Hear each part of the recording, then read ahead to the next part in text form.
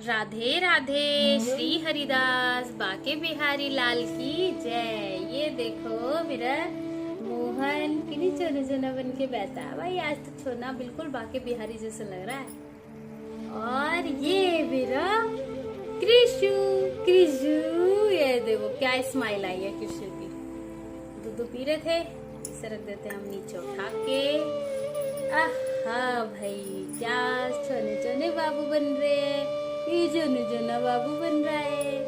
ये देखो मेरे मोहन को, मोना इतना छोना छोना लग रहा है ना।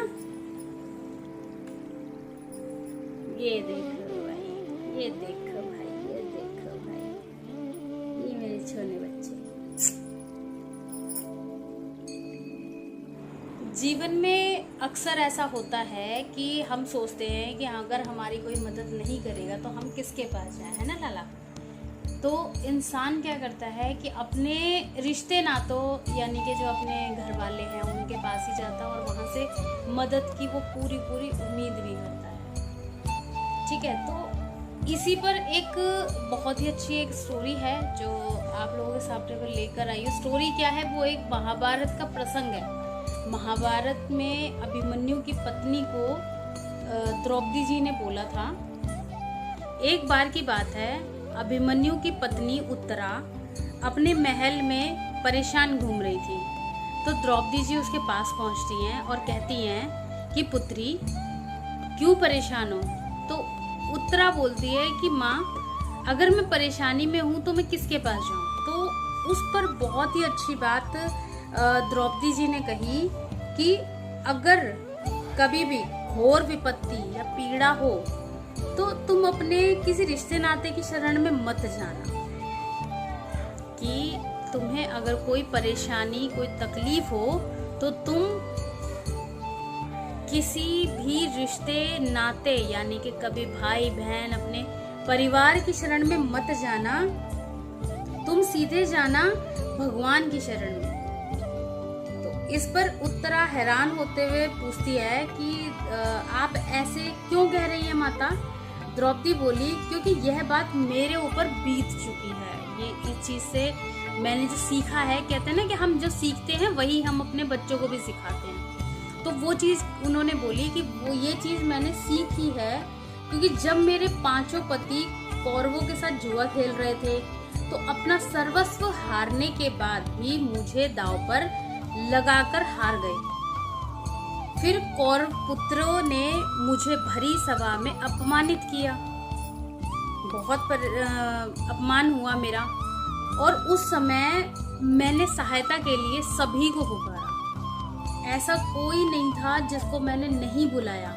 पितामह भीष्म को बुलाया, द्रोणाचार्य जी को बुलाया, धृतराष्ट्र जी को बोला, लेकिन मदद के लिए मैं बस पुकारती रही। किसी ने मेरी मदद नहीं करी और वहां सभी अपनी आंखें झुकाए बैठे थे। किसी ने ऐसा भी नहीं किया कि ये गलत जो काम हो रहा है उसको रोका जाए, किसी ने भी नहीं रोका,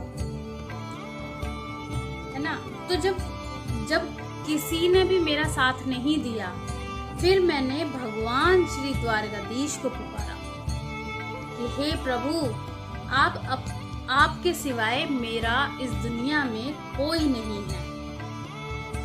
अब आप ही आकर मेरे प्राणों की रक्षा करें, आप ही मुझे इस संकट से बचाएं। जब द्रौपदी की ऐसी विपत्ति में थी तो उधर जब अब बात करें कि द्रौपदी तो ऐसी विपत्ति में थी और उसने कृष्ण जी को पुकारा और कृष्ण जी तुरंत आ गए, है ना। कहते हैं ना कि एकदम से भगवान तुरंत आ गए क्योंकि उन्होंने पुकारा।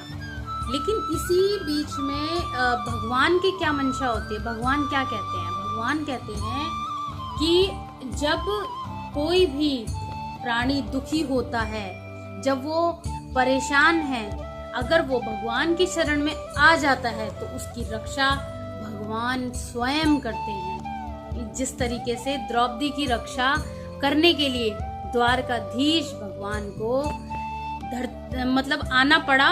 और क्यों आए वो, कि ये भी आता है कि वो क्यों आए, क्यों उन्होंने उनकी मदद करी, है ना। इससे ये एक बहुत बड़ी बात आती है कि हम जब सांसारिक सुखों में खोए रहते हैं, संसार में खोए रहते हैं, हमारे माँ बाप हैं, हमारे बच्चे हैं, हमारे पति हैं, हम जब उन्हीं के उलझनों में लगे रहते हैं ना तो हम भगवान को भूल जाते हैं। और भगवान पर अगर आपने पूरी तरह से अपने आप को समर्पित कर दिया है भगवान के लिए, तो जब भी आप कोई भी विपत्ति में होंगे, आप कोई भी परेशानी में होंगे, तब उस समय भगवान आपको उस मुसीबत से बचाने के लिए स्वयं जरूर आएंगे।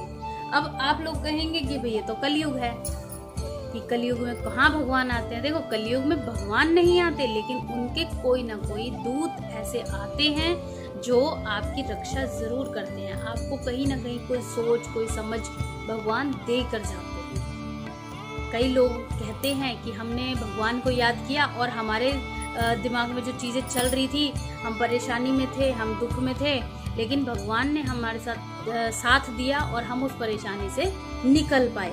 मेहनत तो सभी को करनी पड़ती है, मेहनत तो सब करनी पड़ेगी ना। ऐसा नहीं है कि भगवान आपके हिस्से की मेहनत भी करके जाएंगे, ऐसा नहीं होता। भगवान आपका साथ हमेशा देते हैं अगर आप भगवान को हमेशा याद करते हैं। तो इसीलिए कहा जाता है कि हर समय, हर रोज अपने प्रभु का, अपने ईष्ट का ध्यान करते रहिए। और कमेंट्स में राधे राधे लिखना ना भूलें। राधे राधे लिखो और बाकी बिहारी लाल की जय बोलो।